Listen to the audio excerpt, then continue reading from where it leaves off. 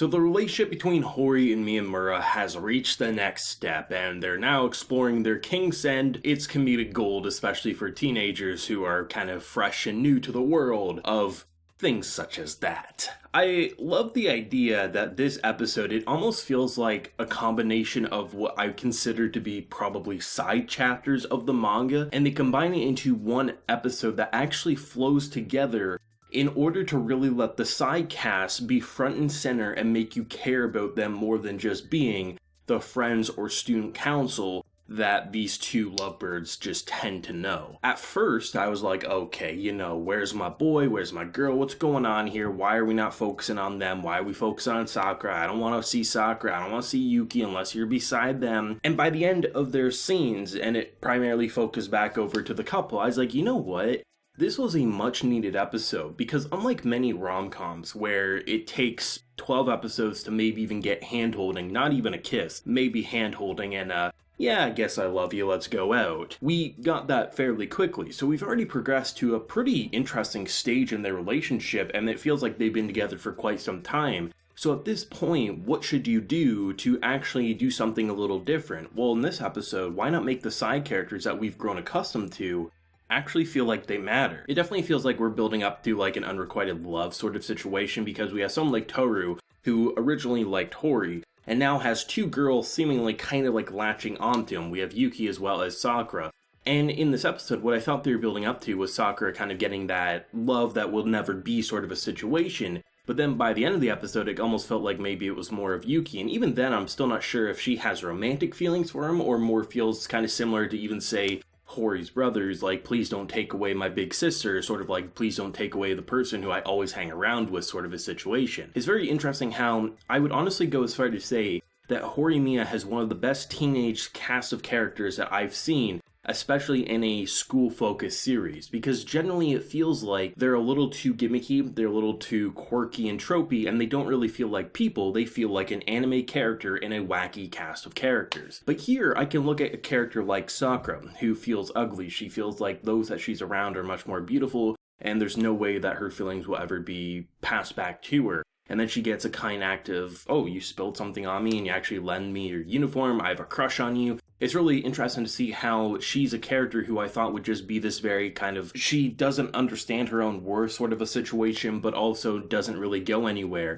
And I'm not saying like she needs to end up a relationship. What I'm saying is what this episode did was it showed you that she is more than just that initial gimmick that doesn't go anywhere. It shows you that she's making pushes to try to push herself out there, and even if it doesn't end up in a relationship, at the very least she's gaining some self-confidence. I think one of my favorite parts of this episode was when Yuki pretty much gets cookies from Sakura saying, hey, thank you for lending me your handkerchief, it really helped out when the tea or whatever spilled on me. And it builds up to something where you say, oh, she's gonna throw it away, because that's what kind of bitchy characters will do in a situation when it doesn't go their way, but instead she eats them and she's like, they're delicious, because she doesn't want to hate her, she feels jealous, she feels ashamed, but, she's not gonna give in just yet to that temptation. It's one of those shows that you look at and you say, Horimiya isn't afraid to get its hands a little dirty, to say, hey, we're gonna muddy up the waters, we're gonna make this cast of characters of men and women, and we're gonna say, you know what, a bunch of them are probably gonna like the other, and even if it's just for artificial physical reason, they spend enough time together, they naturally will have a crush of some sort, and that crush will overlap, and not everyone will end up happy. Some hearts will be broken, and hell, someone like Toru may not choose either one of them and just say, I just want to be friends, I had a crush, and I'm gonna wait till I find my true needs, and not try to replace it with someone who just falls on my lap. It's very interesting how this show understands that just because you have, we have Miyamura and we have Hori.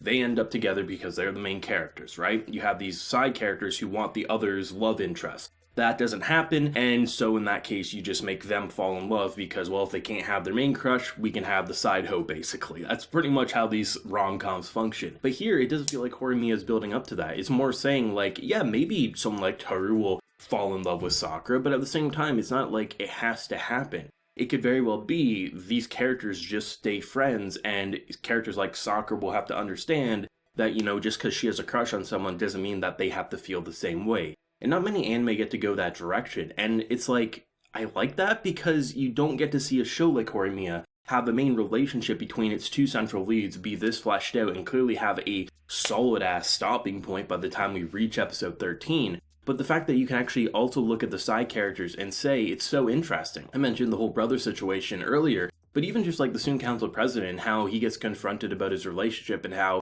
he wants to take care of his girlfriend, but really, she's the one taking care of him. There's so many side remarks in this episode. And like I mentioned at the beginning of the video, it almost felt like a combination of side chapters, but it really did become like, oh, I already liked everyone in this cast of characters, but it kind of felt like this was an episode to really make sure you understood. It's not just the main cast that gets developed in the show, it's also the side cast. And while, yeah, they're not going to get as much development as the central main romance option, because why would you put all your focus on the side cast when the main one is the main hook? But it does feel like everything matters. And the little cute moments like them watching scary movies and how their friends are saying, if you keep watching slasher flicks for like your main pastime with your boyfriend, he's going to get a little creeped out. And you understand where they're coming from, especially considering how last week she wanted to reenact a slasher flick where the daughter kills a father, and I'm like, okay, maybe they have some words of truth here, but the idea that she's just trying to be cute and it just doesn't work, and they ultimately come to the understanding that they're both weird in different ways, and that's what they fell in love with, which then leads to the sex scene. And I'm like, you know what? Horimiya is a breath of fresh air, and we say it a lot in these reviews, and many people have said so in the comments, but it's something that it just finds new ways to be refreshing, and in an episode that could have been very disjointed in most series' hands, because you'd say, okay,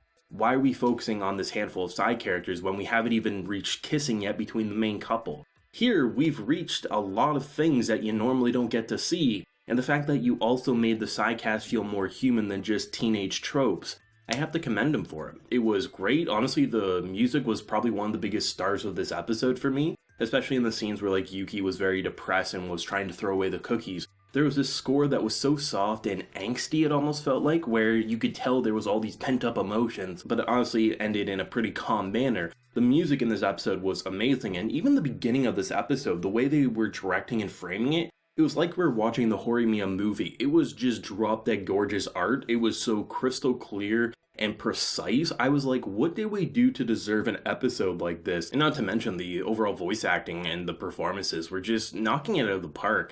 I especially like the more calm performances from characters like, say, Yuki, who was like, the more she's upset, the more she smiles. You could really tell that she was trying to lash out, but she's such a nice person that she never would. Or someone like Sakura, who was just an emotional wreck. I really felt like it didn't feel like just general actors reading off a script. It felt like they were these characters in this situation, and if you were in high school dealing with a situation like that, that's how naturally a human would react. Just overall, it's crazy to say that an episode kind of combining all the side characters might have had some of the most emotional performances and acting across the board, which is kind of amazing. And honestly, I can't even begin to imagine where the final 6 episodes will go after seeing an episode like this already shake up the foundation and truly make every character matter. I'd love to know everyone's thoughts and feelings on this very emotional and I think well-deserved episode, because we've reached such a point in this show we need to make sure everyone gets the time to shine. And I think that's exactly what episode 7 wanted to do, and I thought they did so flawlessly, but let me know your feelings down below. If you enjoyed the video, leave a like to show your support, and hit that subscribe button if you happen to be new around here. So until next time, everyone, please take care and have a good one.